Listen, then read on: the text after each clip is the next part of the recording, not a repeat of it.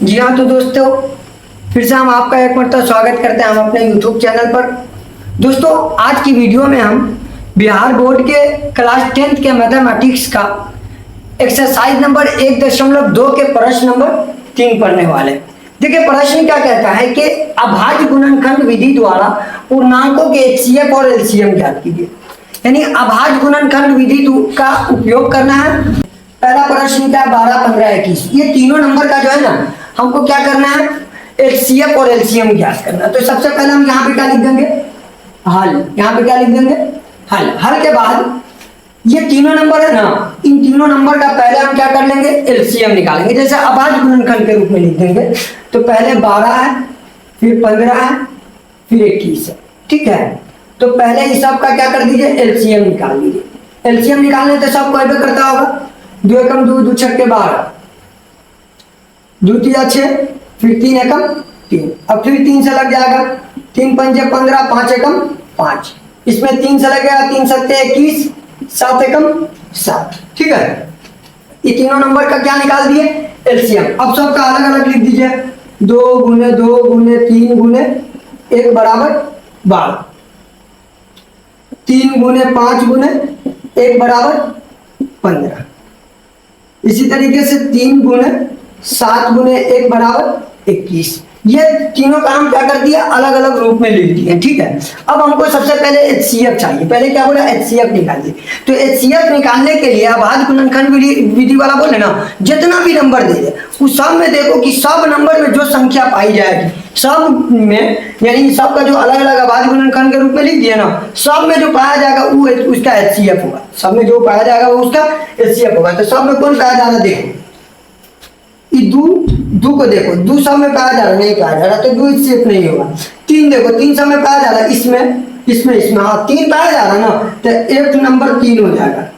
HCF बराबर 1 to 3 हो गया। और 3 के अलावा भी और कोई नंबर ऐसा देखो जो तीनों में पाया जाए, तो 3, 5 नहीं पाया जा रहा, 7 नहीं जा रहा, 1 पाया जा रहा, 1 तीनों में पाया जा रहा ना, तो 1 ये दोनों को गुना कर दीजिए, 3 एकम 3, तो एचसीएफ कितना निकल गया, 3। एचसीएफ नंबर का ही पूर्णांक का एचसीएफ कितना आ गया, 3। अब इसी का हमको क्या चाहिए, एलसीएम चाहिए। क्या चाहिए, एलसीएम।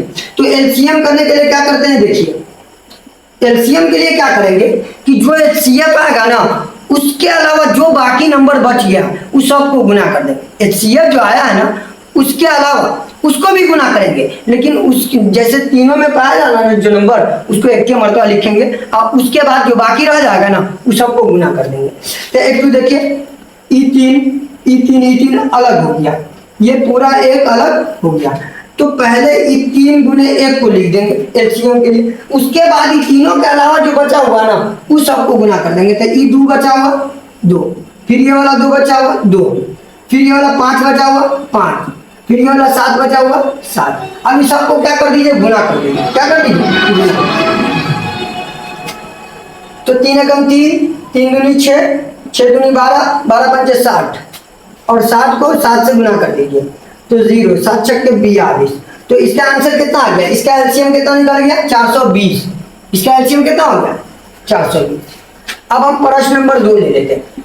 प्रश्न नंबर 2 में क्या है, 17, 23, 29।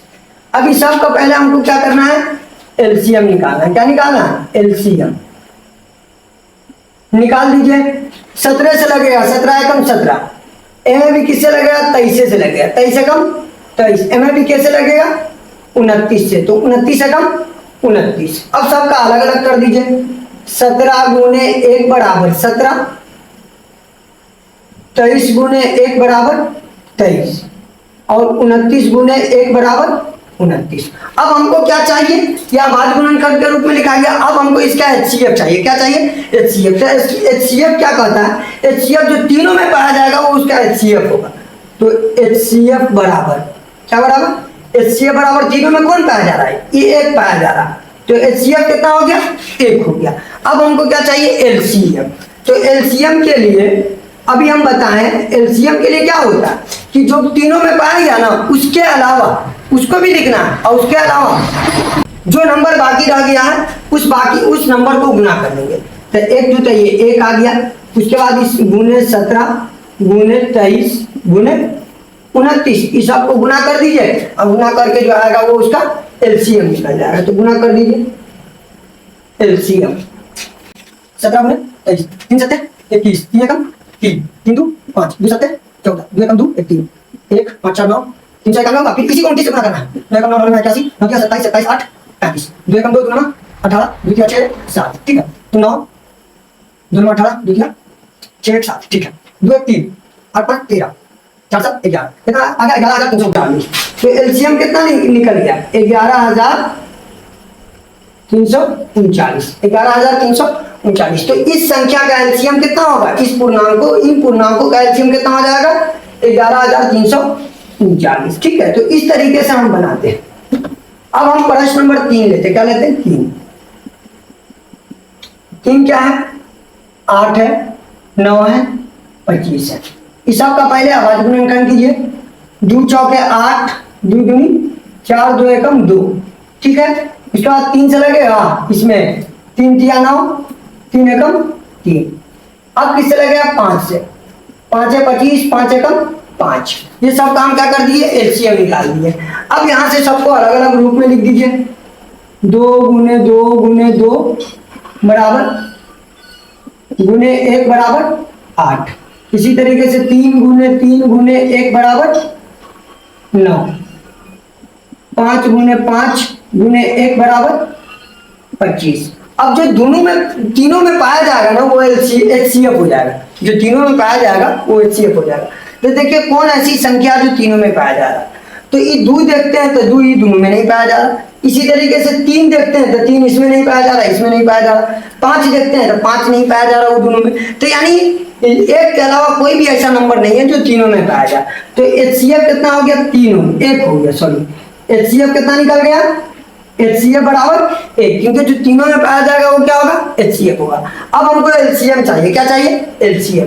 तो एलसीएम के लिए क्या बताऊंगा, एलसीएम के लिए जो तीनों में पाया जाएगा उसके अलावा वो भी, और उसके अलावा और जो बाकी रह गया उस सबको गुना कर दीजिए, क्या आ जाएगा एलसीएम आ जाएगा। तो गुना कर दीजिए 1 गुने 2 गुने 2 गुने 2 गुने 3 गुने 3 गुने 5 गुने 5, ठीक है। गुना कर दीजिए 2 दूनी 4, 4 दूनी 8, 8 तिरिक 24, 24 या 72, 72 को 25 से गुना कर दीजिए। या तो यह कर दीजिए कि आप डायरेक्ट गुना कर दीजिए। 8 9 72, 72 को 25 से गुना कर दीजिए।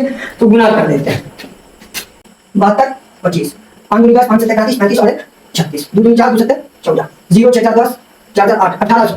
कितना आ गया 1800। तो एलसीएम कितना निकल गया, इसका एलसीएम कितना निकल गया 1800, ठीक है।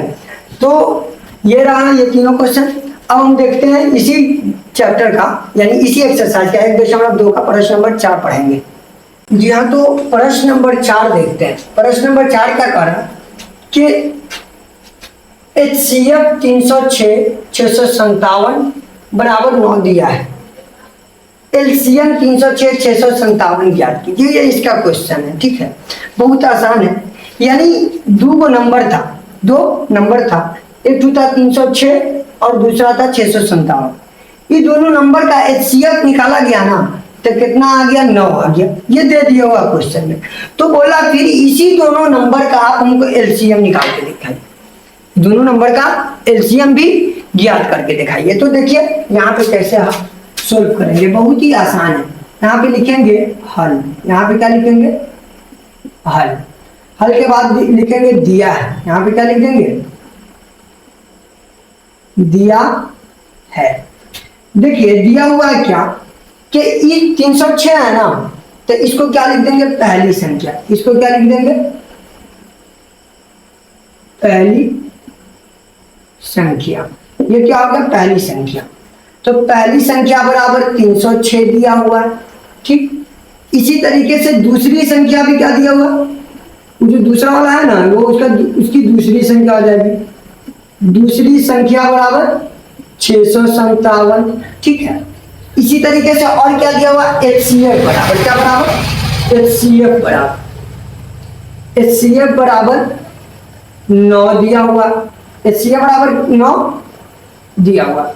ये 3 चीज हमको दिया हुआ था और क्वेश्चन क्या बोला है कि इसी दोनों संख्या का एलसीएम बराबर क्या होगा, यानी एलसीएम निकाल करके दिखाएंगे, इसी संख्या का बोला है। तो चूंकि हम पढ़े हुए हैं फॉर्मूला, अभी पहला क्वेश्चन नंबर 1 में पढ़े थे यूक्लिड विभाजन वाले में, चूंकि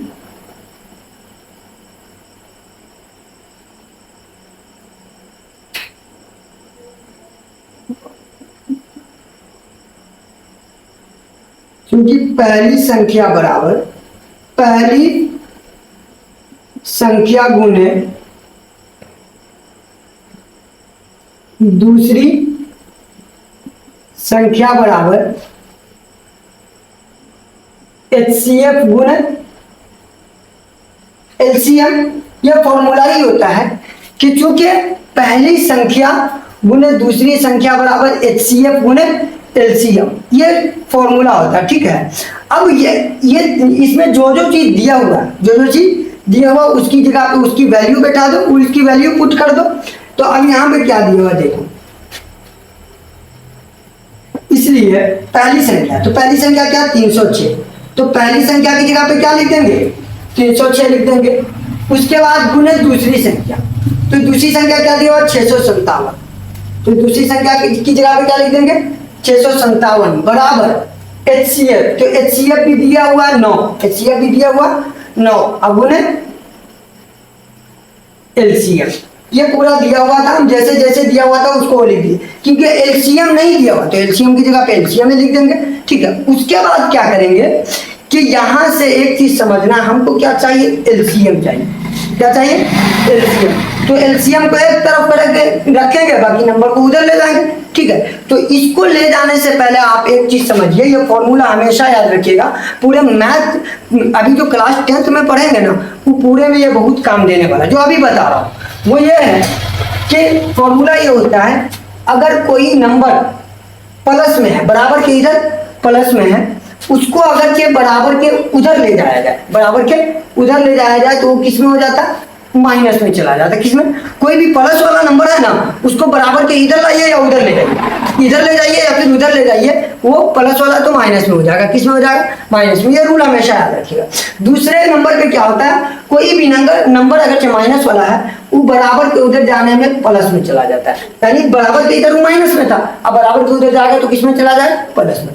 तीसरा नंबर पे रूल क्या होता है, जो गुना में होगा ना, वो बराबर के उधर जाने में भाग में बदल जाता है, किसमें बदल जाता है भाग में। अब यहां से एक चीज याद रखिएगा कि भाग में बदलने का मतलब ये होता है कि वो बट्टा के नीचे भी चला जाएगा ना, तो समझ रहा हूं भागे में, क्योंकि बट्टा के नीचे जो भी है, जो भी लकीर के नीचे जो नंबर लिखा रहता है ना, वो भागे में रहता है, किसमें रहता भाग में रहता है, ठीक है। तो यानी जैसे ऐसे लिखा है 4 गुने 5 बराबर 6।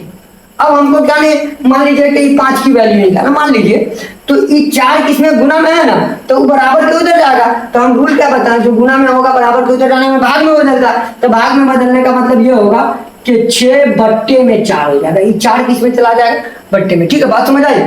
अब इसी तरीके से रूल क्या होता है, जो भाग में, जो क्या है भाग में है ना, वो बराबर के इधर से उधर जाएगा या उधर से इधर आएगा, जो भाग में रहता है वो गुना में बदलता है, यानी गुना की शक्ल में आ जाएगा, ठीक है। अब भाग का मतलब ये होगा कि नीचे था ना, नीचे मान लीजिए कि 4 है, 4 को इधर ले जाएंगे ना, तो ये 4 इधर जो आएगा तो लिखा जाएगा 4 गुना 5 बराबर 6, ऐसे लिखा जाएगा। अभी 4 किस में चला गया गुना में चला गया, बात समझ आई जी। अब हमको बात समझिएगा कि हमको एलसीएम चाहिए, तो एलसीएम इधर ही रहेगा, अब बाकी 9 तो उधर जाएगा ना, ताकि एलसीएम को अकेले रखना है, तो इन 9 को हम बराबर के इधर ले आएंगे, तो 306 गुने 657। अभी 9 किसमें देखिए, ये दोनों जो लिखा हुआ है तो 9 गुने एलसीएम लिखा हुआ, यानी इन 9 गुना में, तो हम रूल क्या बताएं, जो गुना में होता है बराबर के उधर जाने में किसमें बदलता भाग में। तो हम इसको ऐसे लिख सकते हैं कि 306 गुने 657, अब बट्टे में 9 हो जाएगा। अरे बट्टे में 9 होगा कि नहीं होगा, क्योंकि अभी ना बताएं कि भाग में बदलना, भाग में बदलने का मतलब वो बट्टा में भी चला जाएगा ना, तो भाग में रहता है। अब बराबर एलसीएम, अभी तुम लोग एलसीएम करके आ रहे हो, काट कूट के आ रहे हो, जो कटने वाला रहेगा उसको काट दो, तो ये कट जाएगा, 9 के पारे में ये आएगा 9 या 27, हाँ 9 के पारे में ये आ जाएगा, 9 एकम 9, 9 तिया 27, कितना बचा? 3 बचा, 3 इधर चला गया तो कितना हो गया? अरे 9 नहीं होगा, जोर नहीं देना है। 27, 30 में से 27 चला गया तो 3 बचा ना, तो 3 इधर चला गया तो 9 हो जाएगा। नहीं, 6 है यहाँ पे, और यहाँ पे 30 में से 27 घट गया तो कितना बचा? 3 बचा ना। तो अब ये 3 एक के पास जाएगा, एक के पास ऐसे जाके लिखाएगा, ऐसा नहीं कि 3 में जुड़ जाएगा। 3 जुड़ेगा तो गड़बड़ हो जाएगा। जोड़ना नहीं है, क्या करना है? तो पास ले जाना है। तब पास ले गया तो 36, 9 कम 9, 9 चौके 36। तो अब यहाँ पे क्या नंबर बच गया ऊपर? 34 गुने 657 बराबर एलसीएम। अब गुना कर दीजिए 34 को 657 से। 34 28 20 20 22 4 24 24 26 3 7 21 3 5 15 2 17 3 18 18 और 19 8 2 3 6 7 13 3 9 12 22 338 22 338। तो देखिए एलसीएम कितना निकल गया? 22 338 हो गया। तो इन दोनों संख्या का, ये दोनों संख्या का जो एचसीएफ था 9 था, और इसी का एलसीएम कितना निकल गया है? 22 338। तो उम्मीद करते हैं कि आपको वीडियो अच्छे से समझ आई होगी। और अगर आप हमारे चैनल पे नए हैं तो आप हमारे चैनल को सब्सक्राइब कर लीजिए। और अगर पहली मरतबा पढ़ रहे हैं तो मैंने इससे पहले की सारी वीडियो को बना रखा है जो इस चैप्टर से रिलेटेड है। आप पहले जाकर के उस सारी वीडियो को देखें, तब ये वीडियो अच्छे से समझ आ जाएगी। और दोस्तों तक ज़रूर शेयर कीजिएगा, लाइक कमेंट करना मत भूलिएगा। Thank you.